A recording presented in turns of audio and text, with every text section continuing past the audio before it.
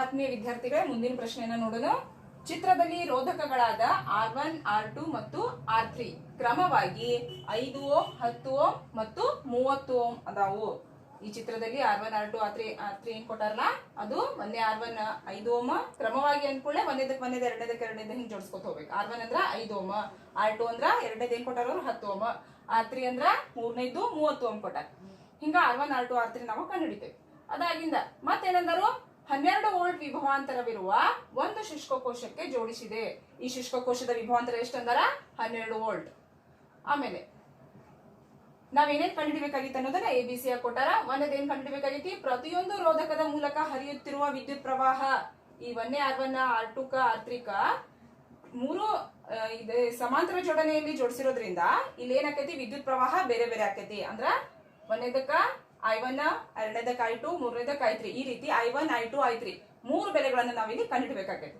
ಅದಾದ ನಂತರ ಮಂಡಲದಲ್ಲಿನ ಒಟ್ಟು ವಿದ್ಯುತ್ ಪ್ರವಾಹ, ಈ ಮೂರು ಬೆಲೆಯನ್ನು ಏನ್ ಕಂಡುಹಿಡಿರ್ತೇವಲ್ಲ ಅದನ್ನ I=I1, I2, I3 ಪ್ಲಸ್ ಮಾಡ್ಕೊಂತ ಹೋದ್ವಿ ಅಂದ್ರ ಟೋಟಲ್ I ಸಿಗ್ತದೆ ನಮಗ. ಮೊದಲಿಗೆ ಪ್ರತಿಯೊಂದು ರೋಧಕದ ಮೂಲಕ ಹರಿಯುತ್ತಿರುವ ವಿದ್ಯುತ್ ಪ್ರವಾಹವನ್ನ ಕಂಡುಹಿಡಿಯೋಣ. ಅಂದ್ರ I1, I2, I3 ಕಂಡುಹಿಡಿಯೋಣ. ಮೊದಲು ನಾವು ಓಮ್ಸ್ ನಿಯಮದ ಸೂತ್ರ ಹಾಕೊಳ್ಳೋಣ. ಏನದು, V=IR. ಈ ಸೂತ್ರವನ್ನ ನೆನಪಿಟ್ಕೊಳ್ಬೇಕು ನಾವು. ಈಗ ವಿದ್ಯುತ್ ಪ್ರವಾಹ ಕಂಡುಹಿಡಬೇಕಾಗೈತಿ. ಇಲ್ಲೇ ಹೇಳ್ತೀನಿ, ರೋಧವನ್ನ ಈ ಕಡೆ ಕಳಿಸ್ತೀನಿ, ಗುಂಡ್ಲೆ ಇದ್ದಿದ್ದು ಈ ಕಡೆ ಬಂದು ಭಾಗ್ಲೆ ಆದ. ಹಿಂಗಾಗಿ I ಏನಾಗ್ತದು V/R. ಈಗ ನಾವ್ ಏನ್ ಮಾಡ್ಬೇಕಾಗೈತಿ, ಮೂರು I ಬೆಲೆಗಳನ್ನ ತೆಗಿಬೇಕಾಗಿತ್ತಲ್ಲ, ಅದಕ್ಕೆ ಇಲ್ಲಿ ಏನ್ ಅನ್ಬಿಡ್ತೀನಿ, I1 ಅನ್ಬಿಡುತ್ತೆ. ಈಗ I1 ಇದ್ದಾಗ ಇಲ್ಲಿ ಸಮಾಂತರ ಜೋಡಣೆಯಲ್ಲಿ ಇದ್ದಾಗ ವಿಭವಾಂತರ ಬದಲಾವಣೆ ಆಗುದಿಲ್ಲ. V1, V2, V3 ಬರಂಗಿಲ್ಲ. ಬರೀ ಸರಣಿಯಲ್ಲಿ ಇದ್ದಾಗಟ್ಟ V1, V2, V3 ತಗೊಂತೇವೆ. ಇದು ಸಮಾಂತರ ಇರೋದ್ರಿಂದ V ಸ್ಥಿರವಾಗಿರ್ತೈತಿ. ಇದಕ್ಕೆ V1, V2 ಹಾಕೊಳ್ಳೋದಿಲ್ಲ. ಈ V ಅಷ್ಟೇ ಇಟ್ಬಿಡೋದು. ಇದು R ಏನ್ ಮಾಡೋದು, R1 ಅಂತ ಹಾಕೊಳ್ಳೋದು. ಇನ್ನ I2 ಹೆಂಗ್ ಬರ್ಕೊಳ್ಳೋದು, V/R2. I3 ಹೆಂಗ್ ತೆಗಿಬೇಕು, V/R3. ಈ ರೀತಿ ಮೊದಲ ಸೂತ್ರ ಹಾಕೊಳ್ಳೋದು. ಆಗಿಂದ ಬೆಲೆ ಹಾಕೊಂತ ಹೋಗೋಣ. ಈಗ V ಅಂತೂ ಸೇಮ್ ಐತಿ. ಎಷ್ಟು ವಿಭವಾಂತರ 12 ಅಂತ ಕೊಟ್ಟಾರ ಅವರು. ರೋಧ ಎಷ್ಟೈತಿ, 5 ಓಮ್. R1 ಜಾಗದಾಗ 5 ಹಾಕ್ತೀನಿ. ನೆಕ್ಸ್ಟ್ I2 ಬರ್ಕೊಂಡ ಬಿಡೋಣ.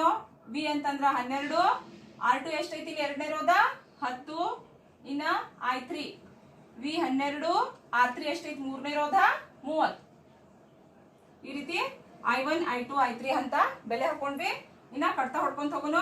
5 ಒಂದ್ಲೆ 5 ಎರಡ್ಲೆ 10, 2 ಉಳಿತು. 5 5 4 20. ಅಂದ್ರ ಭಿನ್ನರಾಶಿ ಇದ್ದಿದ್ದು ನಾವು ಕಟ್ತಾ ಹೊಡೆದ್ವಿ ಅಂದ್ರ ದಶಮಾಂಶ ಒಳಗ 2.4 ಬತ್ತು. ಅಥವಾ ನೀವು ಇದನ್ನ ಭಾಗಾಕಾರ ಕ್ರಮದಿಂದ ಮಾಡಿ ನೋಡಿದಾಗ ಭಾಗಲಬ್ಧ 2.4 ಬರುತ್ತೆ. I1 ಬೆಲೆ ಸಿಕ್ತು.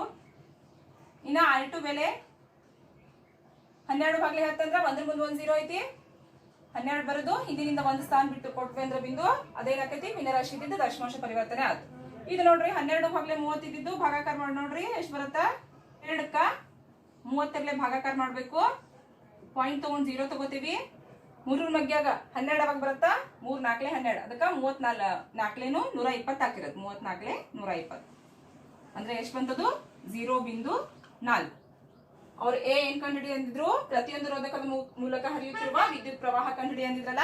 I1, I2, I3 ಕಂಡುಹಿಡಿದ್ವಿ. ಇನ್ನ ಬಿ ಪ್ರಶ್ನೆ ಏನೈತಿ, ಮಂಡಲದಲ್ಲಿನ ಒಟ್ಟು ವಿದ್ಯುತ್ ಪ್ರವಾಹ ಕಂಡುಹಿಡಿ ಅಂದ.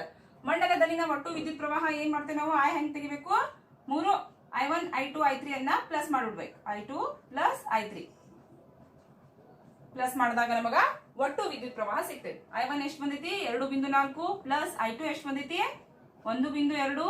I3 ಎಷ್ಟು ಬಂದೈತಿ ಬೆಲೆ 0.4. ಇದನ್ನ ಏನ್ ಮಾಡ್ಬೇಕು, ದಶಮಾಂಶ ಸಂಕಲನ ಒಂದ್ರ ಕೆಳಗೆ ಒಂದು ಬಿಂದು ಕೆಳಗೆ ಬಿಂದು ಬರುವಂಗ ಇಟ್ಕೋಬೇಕು. 2.4 ಪ್ಲಸ್ 1.2 ಪ್ಲಸ್ 0.4 ಕೂಡಿಸಿದಾಗ ಎಷ್ಟು ಬಂತ ಬೆಲೆ, ಇದು 4.0. ಅಂದ್ರ ಬರೀ 4 ಬರದ್ರ ನಡೀತೈತಿ. ವಿದ್ಯುತ್ ಪ್ರವಾಹ ಎಷ್ಟಾತ್ ನಮ್ದು 4 ಆಂಪಿಯರ್. ಇದು ಈ ಮಂಡಲದಲ್ಲಿನ ಒಟ್ಟು ವಿದ್ಯುತ್ ಪ್ರವಾಹ. ಪ್ರಶ್ನೆ ಏನೈತಿ, ಒಟ್ಟು ರೋಧವನ್ನು ಲೆಕ್ಕ ಹಾಕ್ರಿ ಅಂತಂದಾರಲ್ಲ. ಒಟ್ಟು ರೋಧ RP ಹೆಂಗ್ ಕಂಡುಹಿಡಿತೇವಪ್ಪ ನಾವಂದ್ರ 1/RP ಅಂತ ತಗೋಬೇಕು ಸೂತ್ರ.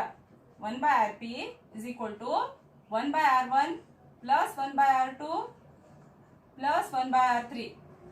ಈ ರೀತಿ ವಿಲೋಮವಾಗಿ ತಗೊಂಡು ನಾವು ಕೂಡಿಸ್ತೇವೆ. ಯಾವಾಗ ಸಮಾಂತರ ಜೋಡಣೆಯಲ್ಲಿ, ಸರಣಿ ಜೋಡಣೆಯಲ್ಲಿ ಸರಳವಾಗಿ ತಗೊಂತೇವಿ. ಆದ್ರ ಸಮಾಂತರ ಜೋಡಣೆಯಲ್ಲಿ ಈ ರೀತಿ ವಿಲೋಮವಾಗಿ ತಗೋಬೇಕು. ಇನ್ನ ಬೆಲೆ ಹಾಕೊಂತ ಹೋಗುನು. 1/RP is equal to R1 ಅಂದ್ರೆ ಎಷ್ಟೈತಿ 5 ಓಮ್ ಪ್ಲಸ್ R2 ಅಂದ್ರ 10 ಐತಿ ಪ್ಲಸ್ R3 ಅಂದ್ರ 30. ಏನ್ ನೋಡ್ತೀವಿ, R1, R2, R3 ಜಾಗದಾಗ ಬೆಲೆ ಹಾಕಿದ್ವಿ. ಈಗ ಇದು ನಮಗ ಭಿನ್ನರಾಶಿ ಸಂಕಲನ ತರ ಕಾಣಕತೈತಿ. ಛೇದಗಳನ್ನ ನೋಡ್ತೀವಿ, ಛೇದಗಳು ಒಂದೇ ಆಗಿಲ್ಲ, ಹಾಗಾಗಿ ನಾವು ಛೇದಗಳ ಲಸ ತೆಗಿಬೇಕಿಲ್ಲಿ. 5, 10, 30 ಲಸ ತೆಗಿಬೇಕು. 3 5 ಹೊಕ್ಕಾವು, 5 1 5 2 5 6 ಮತ್ತೊಂದು ಸಣ್ಣ ಅವಿಭಾಜ್ಯ ಸಂಖ್ಯೆ ತಗೋತೀವಿ, 2 1 ಈ ಒಂದಕ್ಕೊಂದು ಹಂಗೆ ಇಡ್ತೀವಿ. 2 1 2 2 ಎಷ್ಟ್ಲೆ 6 2 3 6 ಮತ್ತೆ ಎದ್ರಲ್ಲೇ ಹೋಗ್ತದ 3 ಹೋಗ್ತದೆ 3 1 3 ಇಲ್ಲಿ ಏನೇನಿರುತ್ತಲ್ಲ ಎಲ್ಲ ಗುಣಿಸ್ತೇವೆ.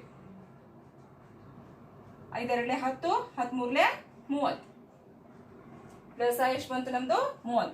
ಅದನ್ನ ನಾವು ಛೇದವಾಗಿ ಇಡಬೇಕು. ಒಂದೇ ಛೇದ ನೋಡೋದು 5 5 ಎಷ್ಟ್ಲೆ 30 ಆಕೈತಿ.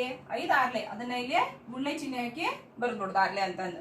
ಮತ್ 10 ಎಷ್ಟ್ಲೆ 30 ಆಕೈತಿ. 13 ಅದನ್ನು ಇಲ್ಲಿ ಗುಳ್ಳೆ ಚಿಹ್ನೆ ಹಾಕಿ ಬರ್ದ್ಬಿಡುದು. 30 ಎಷ್ಟ್ಲೆ 30 31. ಈಗ ನೋಡ್ರಿ ಇದನ್ನ ಗುಣಿಸುನು. 1 6 6 ಪ್ಲಸ್ ಚಿಹ್ನೆ ಐತಿ ಪ್ಲಸ್, 1 3 3 ಪ್ಲಸ್ ಚಿಹ್ನೆ ಐತಿ ಪ್ಲಸ್ ಚಿಹ್ನೆ ಹಾಕಿದ್ವಿ. 1 1 1 ಇಲ್ಲಿ ಏನೈತೆ ಅದನ್ನ ಸೇಮ್ ಬರ್ಕೋತ ಹೋಗೋಣ. ಹಂಗ ಪ್ಲಸ್ ಇರೋದ್ರಿಂದ ಕೂಡಿಸ್ತೀರಿ. 6 3 9 9 1 10 10 ಭಾಗ್ಲೆ 30. ಈ 0 ಕ್ಯಾನ್ಸಲ್ ಆಯ್ತು. 1 ಭಾಗ್ಲೆ RP ಬರೋಬ್ಬರಿ ಎಷ್ಟು ಬಂತಿದ್ದು 1 ಭಾಗ್ಲೆ 3 ಬಂತು. ಛೇದಕ ಛೇದ ಸಮ ಇರುತ್ತೆ, ಅಥವಾ ಇದು ವಿಲೋಮವಾಗಿ ತಗೋಬಹುದು ನೀವು. ಇದನ್ನ RP ಇದ್ದಿದ್ದ RP ಭಾಗ್ಲೆ 1 ತಗೊಂಡ್ರ ಇದು ಏನಾಕತಿ 1 3 ಅಂಶ ಇದ್ದಿದ್ದು 3 1 ಅಂಶ ಆಕತಿ. ಅಂದ್ರ ಕೆಳಗ್ 1 ಬರಲಿಲ್ಲ ಅಂದ್ರೆ ನಡೀತೈತಿ. ಒಟ್ಟು ರೋಧ ಎಷ್ಟು ಸಿಕ್ತು ನಮ್ದು 3 ಓಮ್.